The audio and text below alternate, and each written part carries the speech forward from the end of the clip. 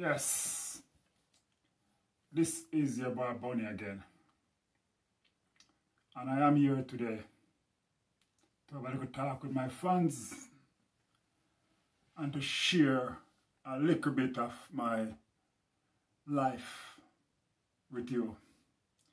So as I said, I always say if it's the first time on this channel, remember to like, share, comments and subscribe.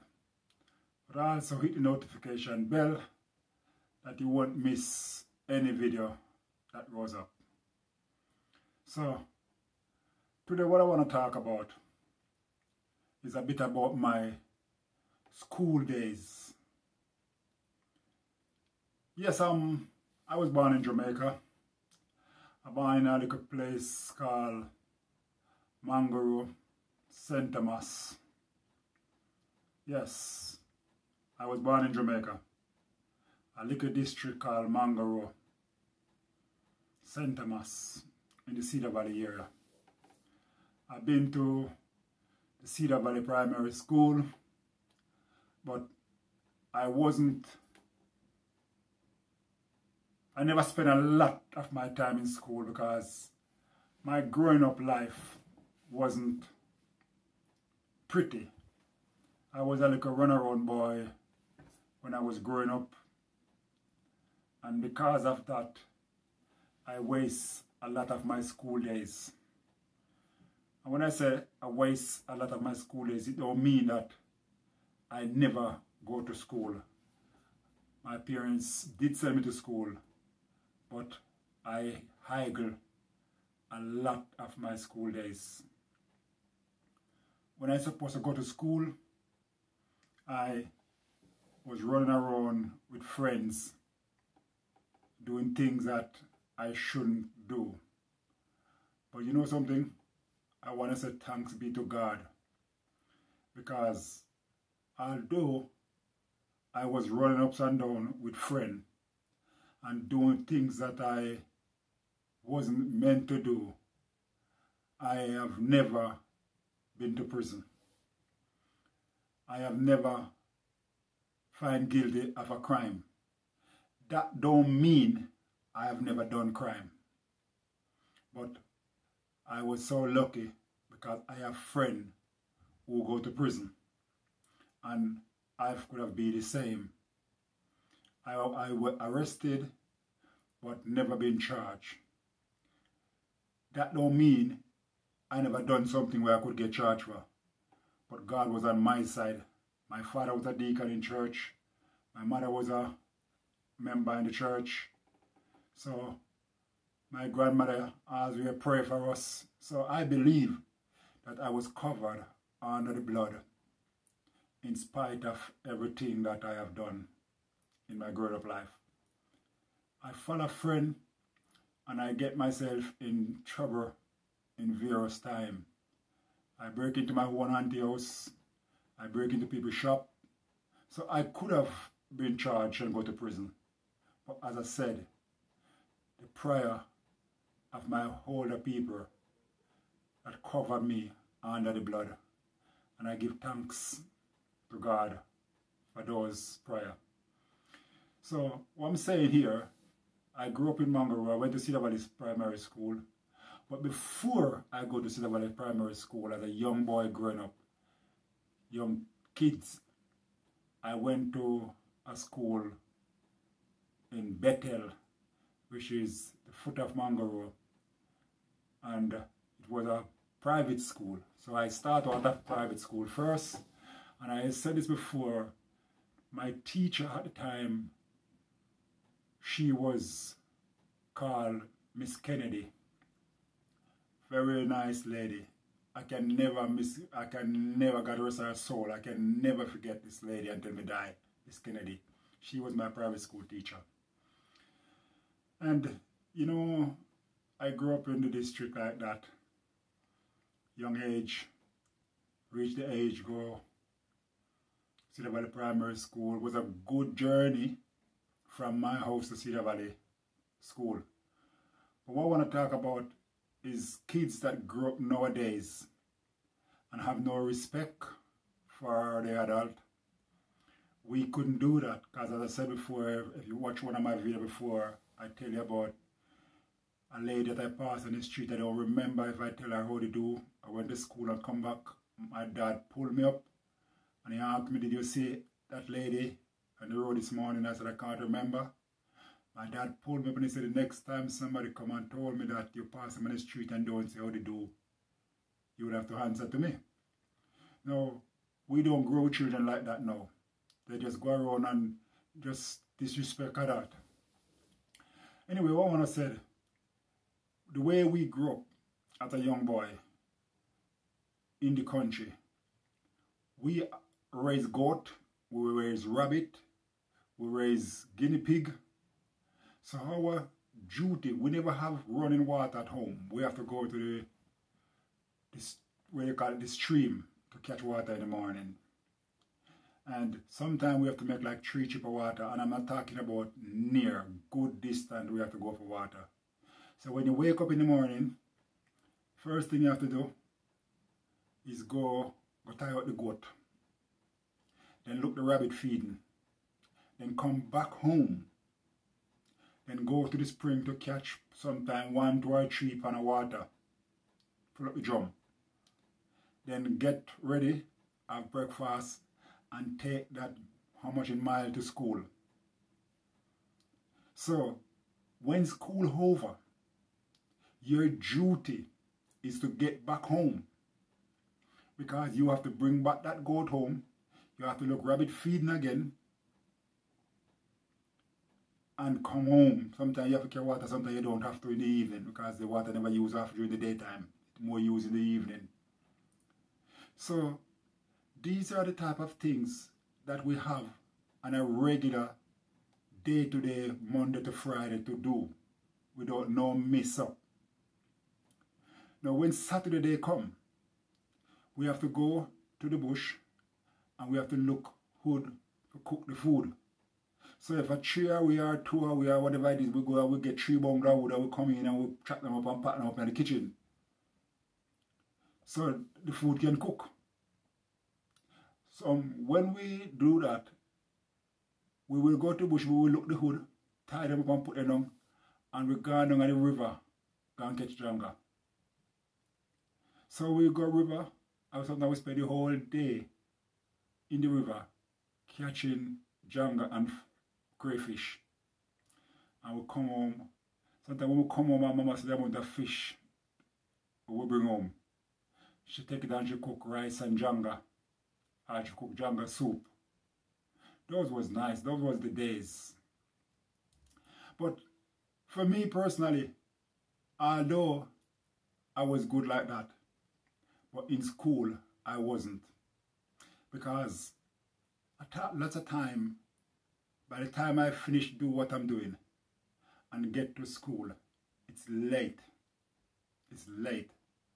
So sometimes when we go to school, we will tie the broom weed and put stone on it and throw stone behind us, because it has a phrase that when you go to school and teacher lift their hand to beat you, the hand will hurt them and then nobody beat you. Phrase. These things never happen. So because of that, you know that when you go to school, you're going to get beaten.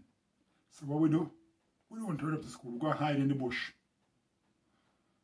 And then when school break, you will go into school, so you miss that first part of lesson. Or you know you're going to be late, so you don't go to school, you don't turn up for class. And when you go home, you make it look like you was in school. But not even that alone. When school over and you're supposed to go home to do your duty, what happened? We stop a road and play marble. And because we stand a road and play marble, we reach home late. And by the time we're supposed to do our duty, we don't get to do it. Sometimes the goat not come home. And the morning when they go back a bush for the goat, all they say is peer rope. Because wild dog eat the goat in the night. Yes, these things do happen. These things do happen. So for me personally, because of the situation that I've been through, my dad is a man who beat and asks Christian after. And sometimes me can't take the lick, so what me do, me run away. And sometimes me leave my house and nobody no see me back at my house for a whole week. When me there, up and down with my friend. When me supposed to be at school, me there a bush, I run my friend cows them. And then done and go home and then they hide food on the house bottom and bring come give me. Wrong again.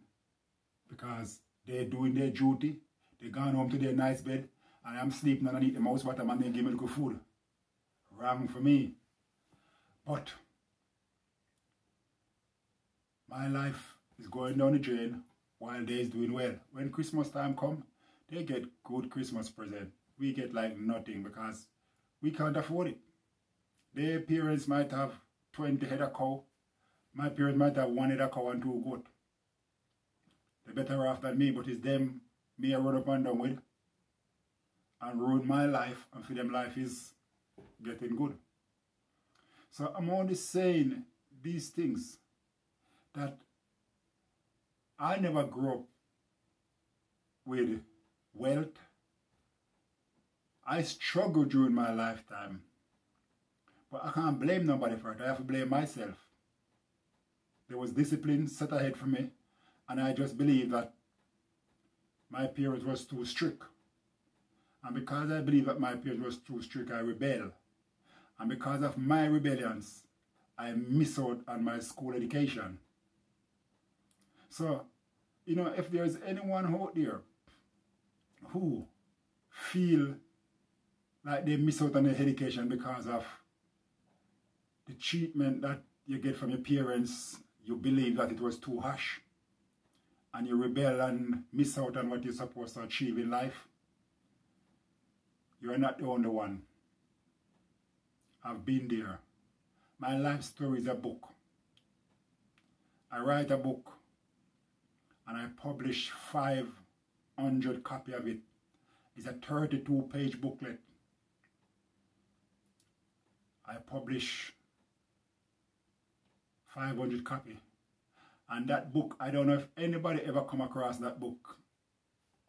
I write that book since I live in Luton here. I think I must have published that book about, I could say probably about 14, 15 years ago. I published that book in Luton. And the title of the book is called God Revive Me from the Grave. And if, to be honest and truthfully, I can't even show one out of that book now. And it would be nice if I did keep back a copy of it. I give there a lot in church. I sold those books. It was $2.50 per book. And when I published the book, I never have the money to pay for it, and I borrow the money. It was $800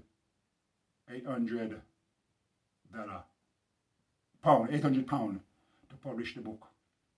And I never have the money, so I borrow the money from somebody and I pay for the book to publish. And the book was published, and I get 500 copies. And I sell them in church, and I give away a lot, because when I get back the money, because it wasn't about making money, it was about sharing my testimony of my life. So once I finish, make back the money, because I was only selling the book then for £2.50 per book, because it's a 32-page booklet. So once I make back the money and I pay back the person, I just start to give away them in church. And it's like people was just asked me to sign them. So there is some of those books out there right now that my signature is signed. I went to Bristol. I give away quite a few of these books in church in Bristol, in London. So if someone out there now watching this video and you have a copy of this booklet, it's called God Revive Me from the Grave. And it was published by me. I believe in it, my name probably in it as Evangelist Elijah Bentley. And you might out there and you see me and you're thinking, that look like Elijah. Yes, it's me, Elijah. My name is Elijah Evangelist Bentley.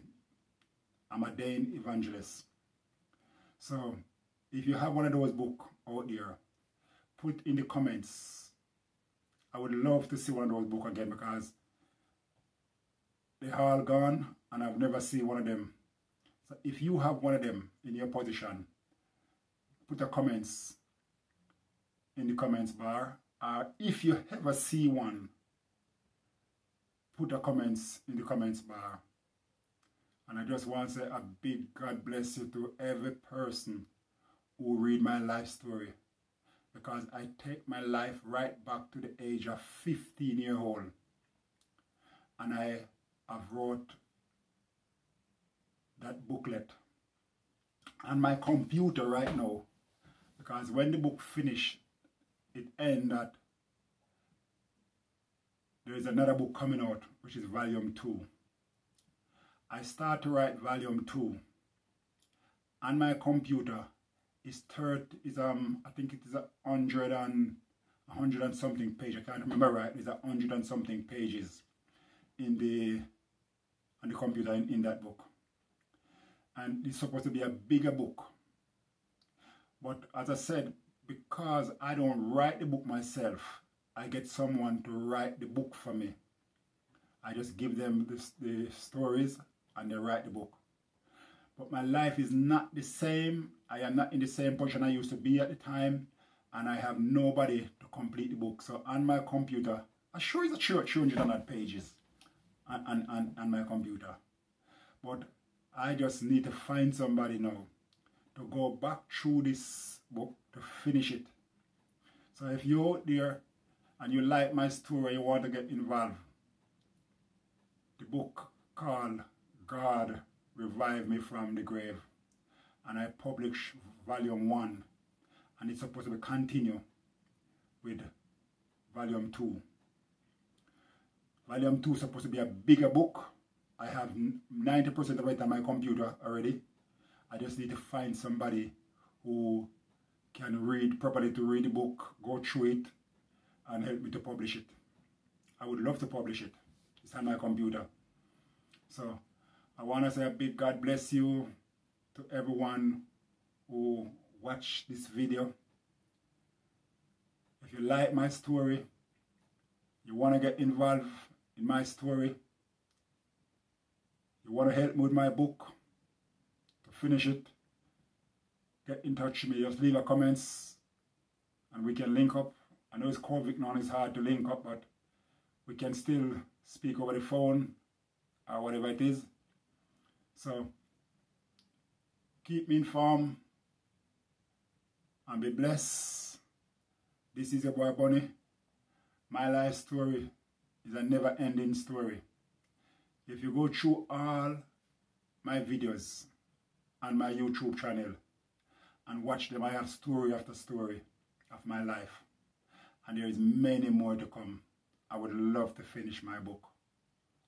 But as I said, the people who helped me to write the first book and get it published is no longer around. So that's why it stopped. So I want to say again, a big God bless you. And thank you for taking this time to watch this video. And another God bless you. Keep watching, keep sharing, keep commenting, keep liking, keep subscribing. And don't forget to hit that notification bell, because you won't miss any video that goes up. This is your boy Bunny. God bless you one more time. Stay safe and be blessed.